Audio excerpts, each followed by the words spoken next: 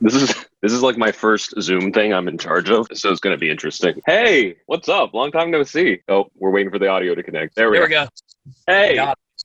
so What's going on? not much and everything somehow. I don't think I've actually talked to you physically since like 94, 95. Like it's been like 25 years. Oh God, that's crazy, man.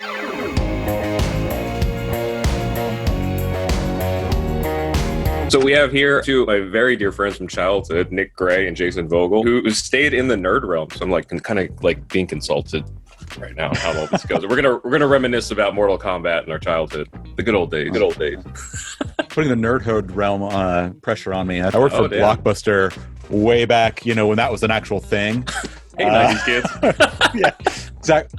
I am entrenched in 90s. I'm like a con ninja. I get crap done. I somehow move through lines like I don't know how, but I'm able to make a move. That's the big thing that keeps me away from like the comic cons is like the lines. I'm like, I don't want to stand in line. Me and you got reconnected because I tagged you and Nick and I think Chris in the Mortal Kombat video. Our KBC did like a year ago. We had been planning to do it for a while, and it was just going to be like a new style of like music essay thing. And then like as we were like filming it, I was like getting emotional. I was like, this means a lot to me, like this game, And then I started like watching other people's videos about Mortal Kombat. I'm like, this is emotional for a lot of 90s kids.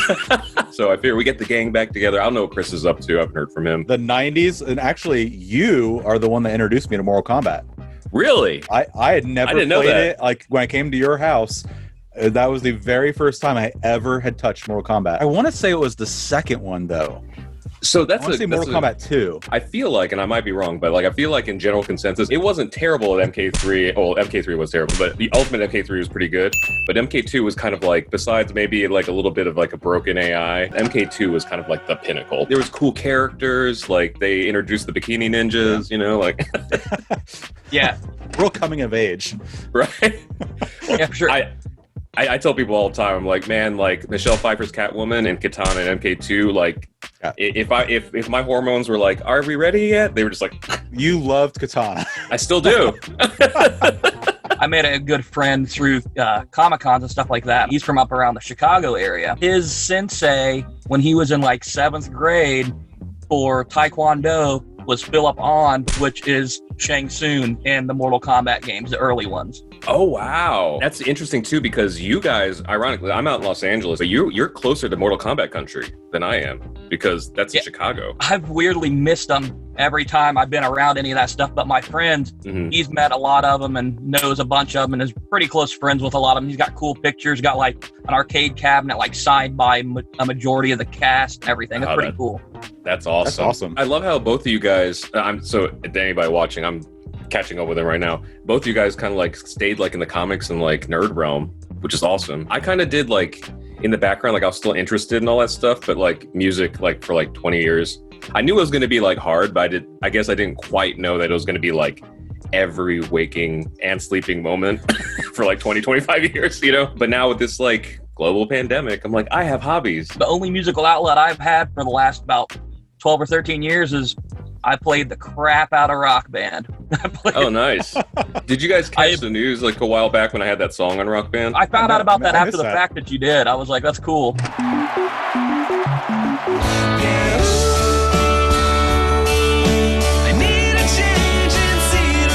We met because our moms worked together, I think, right? I think your mom and my grandma knew each other.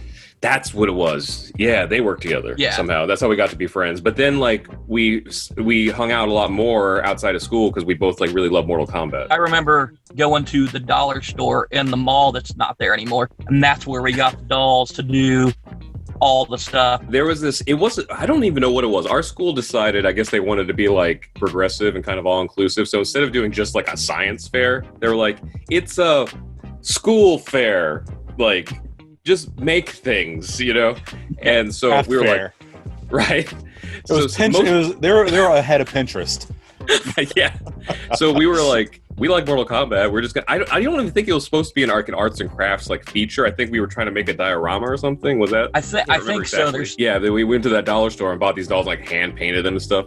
But we had not told our parents that it wasn't like a science fair. Like it was for school, so we didn't lie about that. But we told them it was a science fair, and somehow No one questioned anything. And I wish we had pictures of these. They have to be somewhere. They're what you would think preteens hand painting dollar store Barbie dolls to look like Mortal Kombat characters would look like. Because I think even the ninjas, I don't even know if we put a cloth over their mouth. I think we just painted over their faces. On some of them, we painted over their faces, but there were some like cloth accessories, I think, that were kind of like partially sewn. Like, I remember like belts and stuff. I think they might have just been kind of wrapped and taped down or something. Yeah, definitely. You guys had made those before I met you, because like when I first ever came to your house, you had them. I'm almost positive it was Katana, but at least one of the girls had a cloth mask. You put the time in on that one. But you know, so in the making of those, one moment, I mean, everything's kind of like we said, like a blur and kind of foggy and stuff. But one moment that is clear as day, Jason, I remember your mom, like, I forget what she was doing. And then I think it clicked that it wasn't like a science fair project, because probably the pieces came together like, what are these kids doing? And she like looked over as like, is this for a science fair? We're like, yeah. It's for school.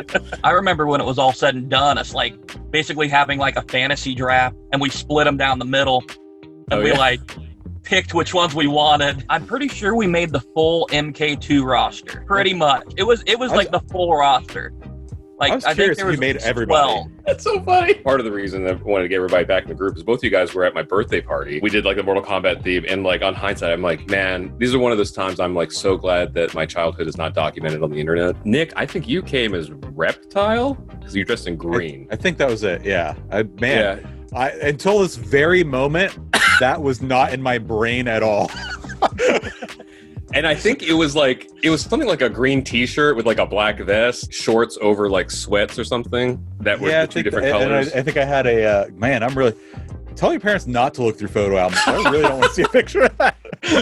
So I mentioned in the Mortal Kombat video that there's a photo that I was looking for that I asked my dad to look for, and he was like, I can't find it. But I remember it existing of like, I think I'm opening up a present or blowing out candles on a cake, and like, remember Nick was standing, I think, Jason, I think you were like leaning a little bit. And I forget, Jason, did you come as, am I going to say Raiden? Was that correct? No, that was Chris. No, I was Kung Lao. Oh my God. So I forgot until just this moment. That's awesome.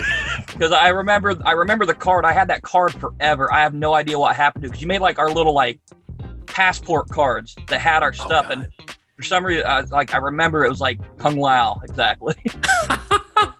Oh, the memories. That was a time in like just time in general, but also in the 90s where like the things that probably shouldn't have been marketed to children were.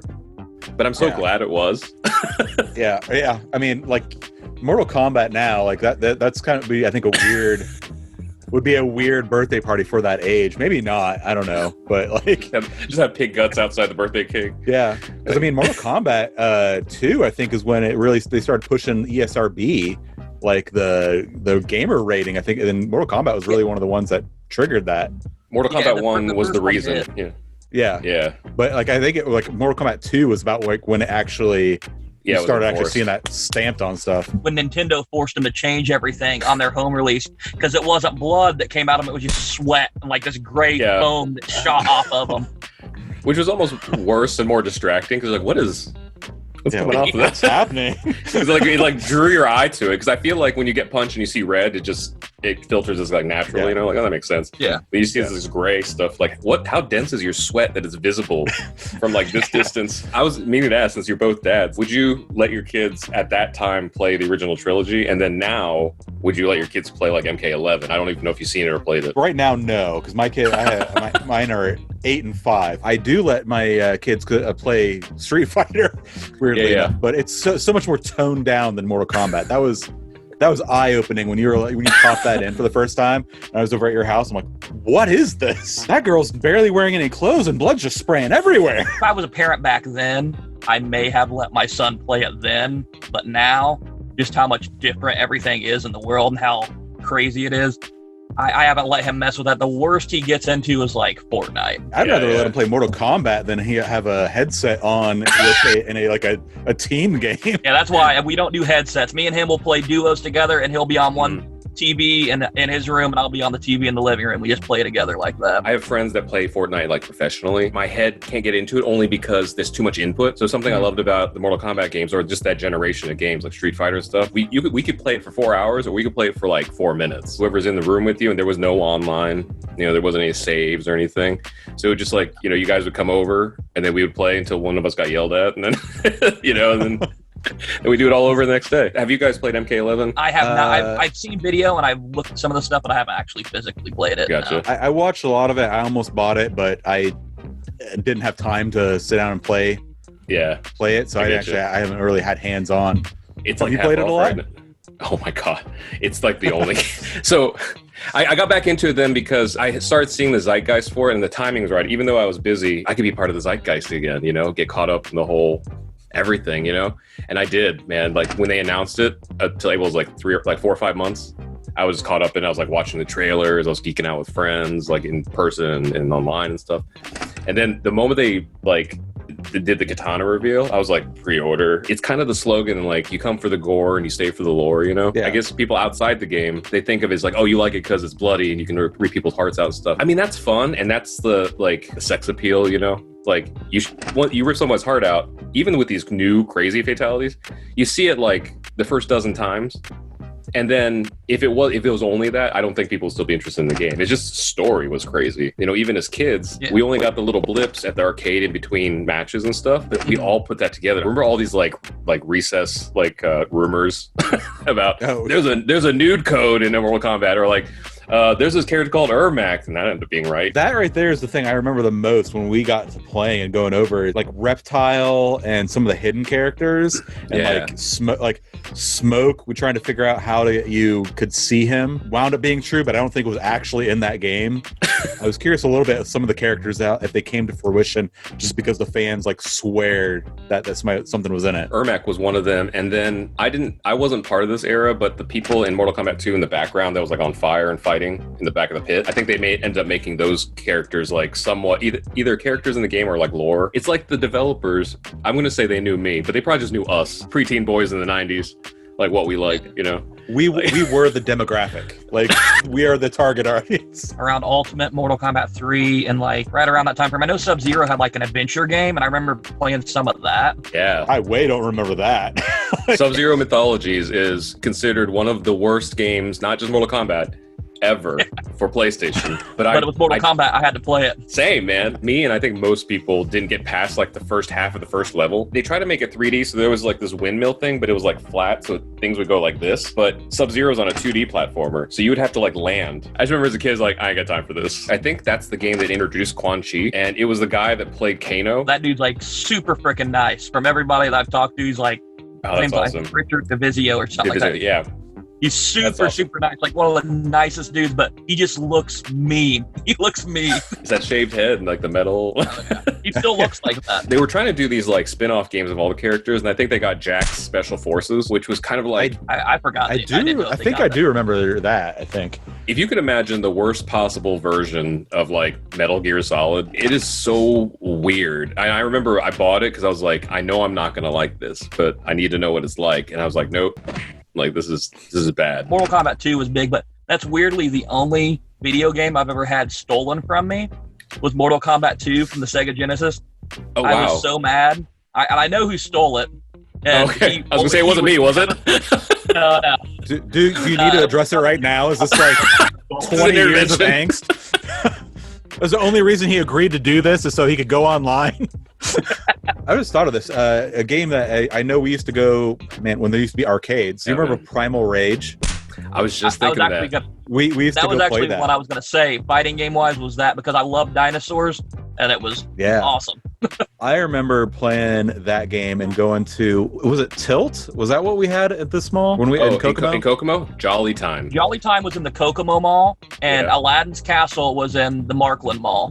I remember that, but it was the one at the Kokomo Mall, because that's the one that actually had Primal Rage. I had no recollection of Aladdin's Castle until you just mentioned that, and I just had my heart sank, in a good way. That's where MK2 first came to Kokomo, was at Aladdin's Castle. They didn't have it at Jolly Time when it first came out. When I moved to Kokomo, That was one of the greatest disappointments to me, was the arcades in this town. It's all I knew because I had only been there at that time.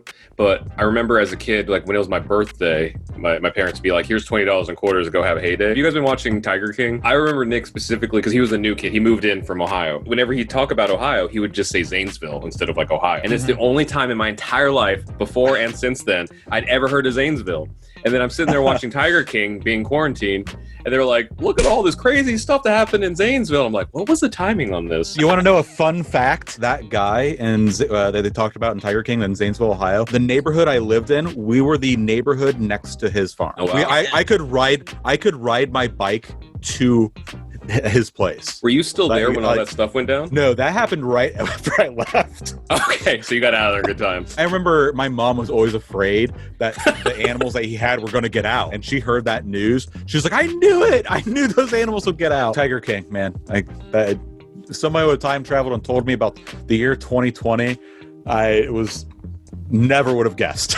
This is what we imagined when we were kids. We're like, we're gonna Star Trek each other and we can video call. So my friend Josh, his oldest daughter, she's like, so Sub-Zero and Scorpion are like Itchy and Scratchy? And I was like, yeah. What an interesting take on their relationship. And now in MK11, minor spoilers, but not really, because I think it happened before MK11, but they're like best friends now. I can't picture them being best friends. I'm going to have to actually go watch that now and follow that storyline of how that happens. I think if you would have told me that when I was a kid, I'd have been like, what? Seeing it now, I'm like, oh, they did it. Like, they have really good writers. We got such little lore when we were kids, but it was so potent. I think John Tobias was he was the one that kind of wrote it because he was a comic guy or something. The first Mortal Kombat was like 6 or 7 title screens while you were waiting for players to like put quarters in. Now we have like this expansive lore with several reset timelines. Do you guys feel like the lore that we knew as kids was what we read, or was it mostly like stuff that we kind of like made up? You'd get little blurbs, like the back of the box, and then like the little insert had a little bit of information, and then you'd see it kind of come across in like some of the game magazines would have like almost like little blurbs of it. But then I really feel like, we filled in a lot of the extra, like they're just, they gave us a paragraph. We filled in like 2 pages from that in our heads. If you won the game as the character and won the tournament, they would show you a little blurb at the end explaining kind of what that meant to that character and what happened with that character. And that was about all you got, really. What did you guys think of the movie? That is a soundtrack that defined a segment of my life. Same. I mean, I don't think there's anybody that's like our age that doesn't hear that like song come on, Mortal Kombat, and like can't just like play the whole song in their head. Retrospectively, I think that movie, just doesn't hold up. It was enjoyable in the moment, but watching back, it's just like, it's still fun to watch, but it's like more fun because it's like, man, this is so bad. I'm glad that you guys feel the same way, because it's in general, people are like, oh, that was a great movie, and I'm like, I mean, I guess it was. If it wasn't Mortal Kombat, it didn't feel like Mortal Kombat to me as a kid. I guess you guys share the same like sentiment. And then any weaknesses the first movie had, it's like they only made the weaknesses in the second movie. It is surprising that they haven't tried it at least one more time. I'm cautiously optimistic about this new Mortal Kombat movie coming out. I don't know how much is being talked about outside of LA. There's a good amount of chatter around here because there's a lot of stunt people involved. Like, in fact, I think there's a good number of stunt people that are like actually like acting roles in this one. Our manager, who works with the guy who's in the movie, who's acting in the movie, said that like he only took the role because the script he read was so good. So maybe. Guys, it was great catching up. I was hoping that you guys remember it as fondly, and I was kind of emotionally preparing myself for if I was the only one. I mean, that was a thing because I was the new kid when I moved here. You were like the first person I like talked to me and became my friend, and that was really something that like Mortal Kombat made me feel like, oh, there's somebody I can like do something with and we can bond over, and we got into it playing it. So that was definitely a fond memory of like my childhood. Jason, me and you, I remember being like much younger, and luckily our parents were either like permissive or clueless about the game. My mom knew what was going on with them, but she was like, they could be doing worse stuff. May the fourth be with you.